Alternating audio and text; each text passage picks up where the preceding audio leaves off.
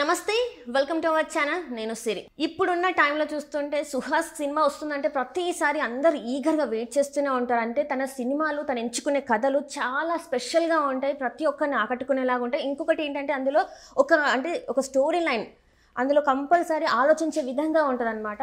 So ఇప్పుడు కూడా సుహాస్ గారు మళ్ళీ ఒక కొత్త సినిమాతో వచ్చారు, అదే అంబాజీపేట మ్యారేజ్ బ్యాండ్. సో ఈ సినిమా గురించి చెప్పడానికి మనతో పాటు ఉన్నారు ప్రముఖ సినీ క్రిటిక్ యజ్ఞమూర్తి గారు. నమస్కారం సార్. నమస్తే అమ్మా. సార్ ఇప్పుడు చూస్తుంటే సుహాస్ గారు మళ్ళీ ఒక సినిమాని అయితే వచ్చారు.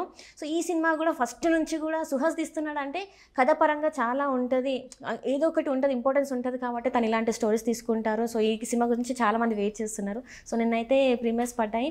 సో ఈ సినిమా అసలు ఎలా ఉంది సార్? స్టోరీ కానీ ఏది కానీ మ్యూజిక్ కానీ ఆయన యాక్టింగ్ కానీ ఎలా ఉంది సార్? సుహాస్ అంటే మొట్టమొదట మనకి తెలుసు, అతను ఇదివరకు కలర్ ఫోటో, ఆ తర్వాత రీసెంట్గా రైటర్ పద్మభూషణ్, ఈ రెండు సినిమాలు చూసిన తర్వాత ఆ రెండు సినిమాలను కూడా ప్రేక్షకులు ఆదరించారు. పైగా వాటి యొక్క కంటెంట్ చూస్తే ఒక అభిరుచి కలిగినటువంటి, ఒక టేస్ట్ ఉన్నటువంటి డైరెక్టర్స్ కానివ్వండి, ప్రొడ్యూసర్స్ కానివ్వండి, అలాగే ఒక హీరో. సో అతను అలాంటి ఒక టేస్ట్ఫుల్ సబ్జెక్ట్ని ఎంచుకుంటూ వస్తున్నాడు. సో తను ఒక సినిమాలో హీరోగా చేస్తున్నాడంటే ఖచ్చితంగా కంటెంట్ స్ట్రాంగ్గా ఉంటుంది అనే పేరైతే వచ్చింది.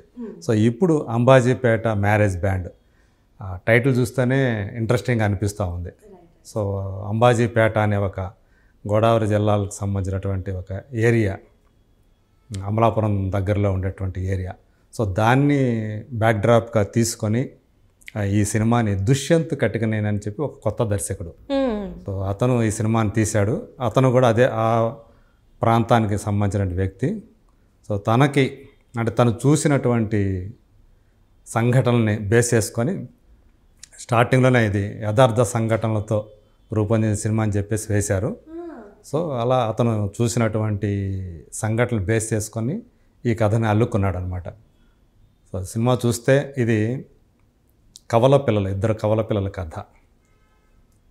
5 నిమిషాల తేడాతో పుట్టినటువంటి శరణ్య, అంటే ఆ క్యారెక్టర్ పేరు పద్మ, శరణ్య వేశారు.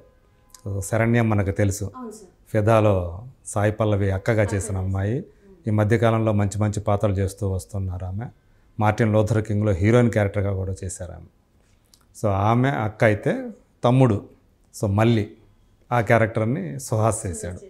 సో ఫస్ట్ చూస్తే మనకి ఫస్ట్ హాఫ్ ఎక్కువగా కూడా హీరోయిన్ల మధ్య, హీరోయిన్ వచ్చి అమ్మాయి క్యారెక్టర్ పేరు లక్ష్మి, కొత్త అమ్మాయి శివాని నాగరం అని చెప్పేసి ఆ అమ్మాయి చేసింది, తెలుగు అమ్మాయి.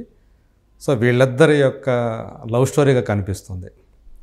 కానీ ఇంటర్వెల్ దగ్గరకు వచ్చేటప్పటికి అది అక్కా తమ్ముళ్ళ కథలాగా మారిపోతుంది. ప్రేమ కథ కాస్త అక్క యొక్క ఆత్మాభిమానం కథగా మారుతుంది అన్నమాట.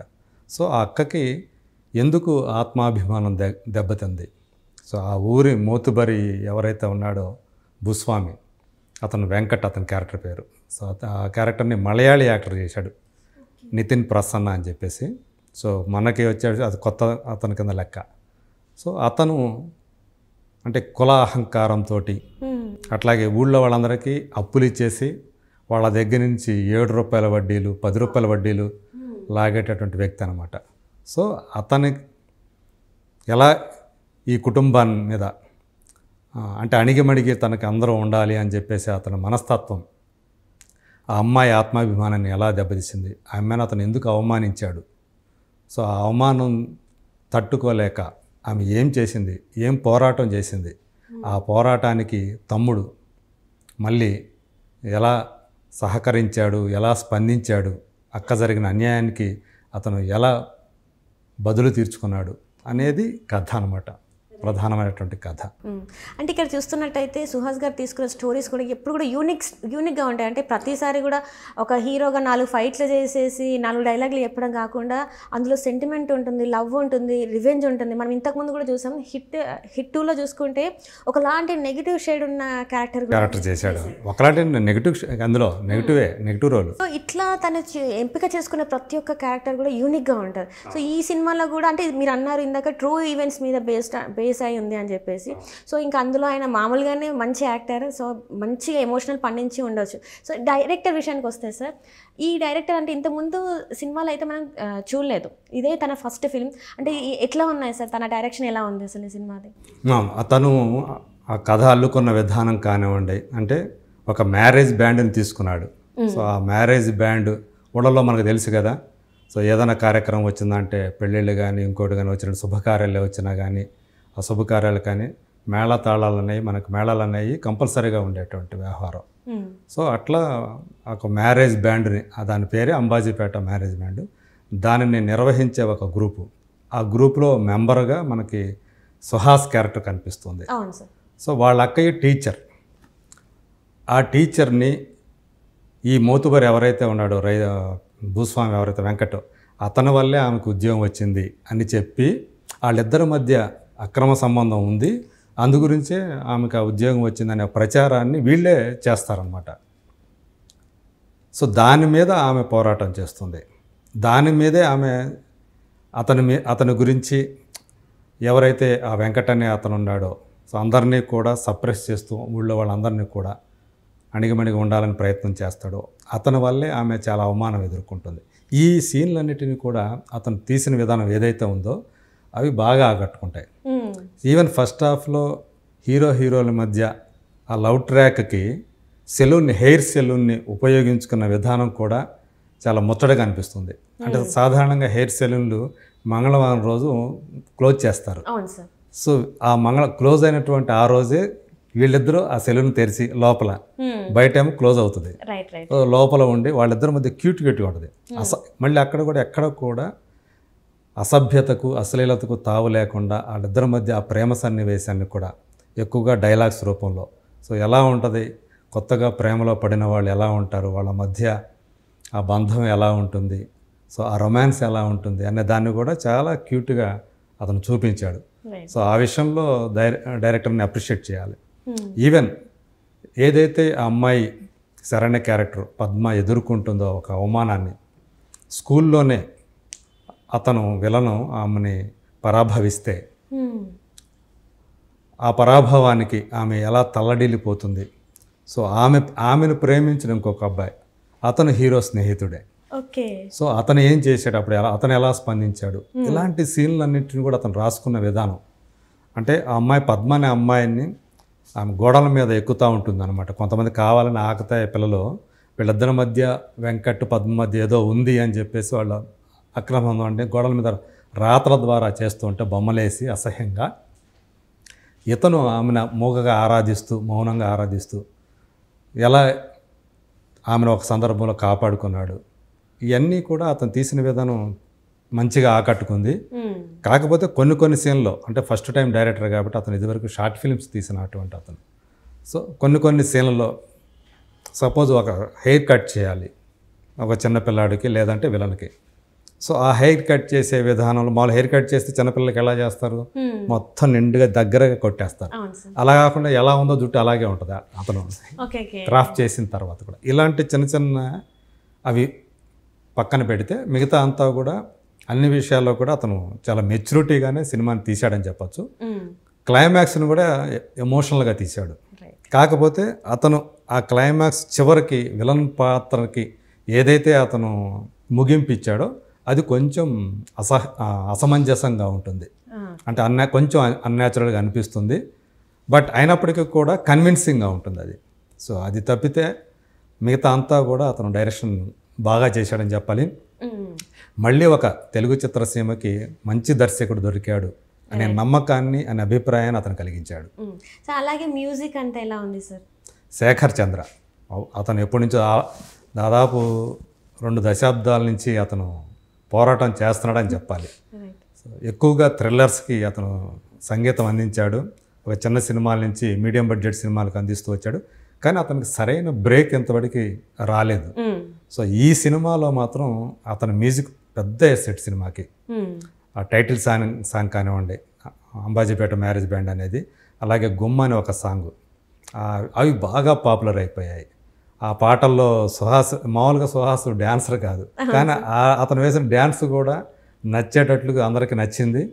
ఆ ట్యూన్స్ కానివ్వండి, అలాగే బ్యాక్గ్రౌండ్ స్కోర్ కూడా చాలా ఎఫెక్టివ్గా ఉండే అనమాట. అంటే ఎమోషనల్ సీన్స్లో అతను ఇచ్చినటువంటి బీజియం వాటిని ఎలివేట్ చేసింది ఆ ఎమోషనల్ సీన్స్ని. సో ఆ మేరకు ఈ సినిమా సంబంధించి శేఖర్ చంద్ర 100% తన అంటే బలంగా మారాడు సినిమాకి. సో ఈ సినిమా తర్వాత అతనికి మంచి మంచి అవకాశాలు వస్తాయని చెప్పేసి నేను అనుకుంటున్నాను. అయితే అట్లనే టెక్నికల్గా ఎలా ఉంది సార్, అంటే టెక్నికల్ వాల్యూస్ ఎలా ఉన్నాయి సార్ సినిమాకి? వాజిద్ బేగ్ అని చెప్పేసి అతను ఈ సినిమాకి సినిమాటోగ్రఫీ అందించాడు. సో చాలా న్యాచురల్గా ఆ ఊరిని ఎలా చూపించాలో సో అలా చూపిస్తూ, ఎమోషనల్ సీన్స్ని ఎలా చూపించాలో అలా చేసి, అలాగే రొమాంటిక్ సీన్స్ని సో అవి కూడా ఎక్కడ క్లోజప్ షాట్స్ పెట్టాలో ఇవన్నీ కూడా బాగా తెలిసిన వ్యక్తిలాగా, అంటే దర్శకుడి యొక్క ఆ సినిమాలో తను ఏం చెప్పదలుచుకున్నాడు, ఏ సీన్ ఎలా ఎలివేట్ చేయాలనుకుంటున్నాడో బాగా అర్థం చేసుకొని దానికి తగ్గట్లుగా అతను కెమెరా పనితనాన్ని చూపించాడు. సో ఆ రకంగా సినిమాటోగ్రఫీ కూడా ఈ సినిమాకి ఒక ప్లస్ అయింది. సో ఎడిటింగ్ కూడా చెప్పాలంటే ఇది 2 గంటల 12 నిమిషాలు, అంటే 132 minutes. సో అంత క్రిస్ప్గానే ఉంది. సో ఆ ఎడిటింగ్ కూడా పాస్ అయిపోయింది ఈ సినిమాలో. సో అట్లాగే ఆర్ట్ వర్క్ కూడా బాగానే ఉంది. ప్రొడక్షన్ వాల్యూస్ కూడా ఒప్పుకోవాలి మనం. అంటే ఈ సినిమాకి ఎంతవరకు అవసరమైతే ఆ మేరకు ఆ ప్రొడ్యూసర్స్ కూడా ధీరజ్ మొగల్ అని తను కూడా ఖర్చు పెట్టాడు. గీతా ఆర్ట్స్ వంటి బ్యానర్ సపోర్ట్, అల్లు అరవింద్ దీనికి బ్యాక్ బోన్గా ఉన్నాడు. అలాగే బన్నీవాస్ ఒక ప్రెజెంటర్. సో వెంకటేష్ మహా మనకు తెలుసు. అవును సార్. సుహాస్ని డైరెక్టర్ దుష్యంత్ కటికని కలిపింది కూడా అతనే. కథ ఫస్ట్ విని నచ్చి సో ఇదంతా కూడా ధీరజ్ మొగల్ దగ్గరికి వెళ్ళటం, ఇదంతా కూడా ఈ గీతా ఆర్ట్స్ వాళ్ళు దీనికి బ్యాకింగ్ రావటం, ఇదంతా కూడా వెంకటేష్ మహా చేసినటువంటి పని అనమాట. సో అతను కూడా దీనికి ఒక ప్రెజెంటర్గా ఉన్నాడు. Right sir. ఇందులో అంటే పాజిటివ్స్ అండ్ నెగిటివ్స్ అంటే ఏం చెప్తారు సార్ మీరు? నెగిటివ్స్ అంటే తక్కువే ఉంటాయి. సో పాజిటివ్ అన్నీ కూడా అక్క తమ్ముళ్ళ యొక్క క్యారెక్టర్ని అతను ఏదైతే డిజైన్ చేశాడో డైరెక్టర్, అది ఈ సినిమాకి అతిపెద్ద ప్లస్ పాయింట్ అని చెప్పాలి. సో అందులో శరణ్య పర్ఫార్మెన్స్ టాప్ క్లాస్గా, పద్మ అనే క్యారెక్టర్ని టాప్ క్లాస్గా పర్ఫామ్ చేసింది. సో ఫస్ట్ సుహాస్ కంటే కూడా ఎక్కువగా ఈ సినిమాతో ఆమెకి శరణ్యకి ఎక్కువ మార్కులు పడతాయి. అంటే సినిమా అంతా కూడా ఇంటర్వెల్ దగ్గరకు వచ్చిన దగ్గర నుంచి చివరి దాకా కూడా ఇంకా ఆ అమ్మాయి క్యారెక్టరే డ్రైవ్ చేస్తుంది కథని. సో ఆత్మాభిమానం అనేది ఒకవైపు, అక్రమ సంబంధం అనే దాన్ని బేర్ చేస్తూ, అంటే ఆపాదించబడినటువంటి నిజమైనది కాదు, సో దాన్ని బేర్ చేస్తూ ఇంకోవైపు తన ఆత్మాభిమానాన్ని కాపాడుకోవడానికి ఆ అమ్మాయి చేసిన పోరాటం, ఇదంతా కూడా చాలా బాగా సినిమాకి ఒక ఎసెట్ అయింది. అది ప్లస్ అయింది అనమాట. సో సుహాసు శరణ్య నటన, వాళ్ళిద్దరి యొక్క క్యారెక్టరైజేషన్స్, అట్లాగే స్క్రీన్ ప్లే, ఇంకోవైపు సంగీతం, సినిమాటోగ్రఫీ, ఇలా ఇవన్నీ కూడా ఈ సినిమాకి ప్లస్ పాయింట్సే. సో మైనస్ పాయింట్స్ అని చెప్పుకోవడానికి అంటే హీరో హీరోయిన్ల మధ్య ప్రేమ సన్నివేశాలు ఏవైతే ఉన్నాయో అవన్నీ క్యూట్గా వచ్చాయి. కానీ ఒక చివరికి వచ్చేటప్పటికి మనకు కొంచెం ఉసూరు అనిపించేటువంటి సీన్ కూడా ఉంటుందన్నమాట. సో అది నేను చెప్పాను కదా, అక్కడక్కడ కూడా అతని అంటే ఫస్ట్ టైం డైరెక్టర్ కాబట్టి కొంచెం అన్యాచురల్గా అనిపించే సీన్లు కొన్ని ఉన్నాయి. అవి తప్పితే ఈ సినిమాకి ప్లస్ పాయింట్సే ఎక్కువ అని చెప్పాలి. రైట్. ఓవరాల్గా మీరు ఎన్ని స్టార్స్ ఇస్తారు సార్ ఈ సినిమాకి? నేను 3.5 అవుట్ ఆఫ్ 5 3.5 ఇస్తాను. సో ఇది చూసిన వాళ్ళు మాత్రం ఖచ్చితంగా సాటిస్ఫై అవుతారు. సో ఒక మంచి సినిమా చూసాము, అలాగే చాలా మంచి పర్ఫార్మెన్స్ మనం స్క్రీన్ మీద చూసాము అనే ఒక తృప్తిని వచ్చిన సినిమాలకి చాలా అంటే వెరైటీ సబ్జెక్ట్ అంటారా సార్ ఇప్పుడున్న మనం? అంటే ఇలాంటి కొత్త సబ్జెక్ట్ ఏం కాదు, కానీ ఆ విలేజ్ బ్యాక్డ్రాపు, సో అక్కా తమ్ముళ్ళ యొక్క అనుబంధం, ఆత్మాభిమానం అనే ఒక పాయింట్. సో మనం చాలా సినిమాలు, లవ్ స్టోరీలు ఎన్ని సినిమాల్లో మనం చూడలేదు, వేల సినిమాలు వచ్చాయి.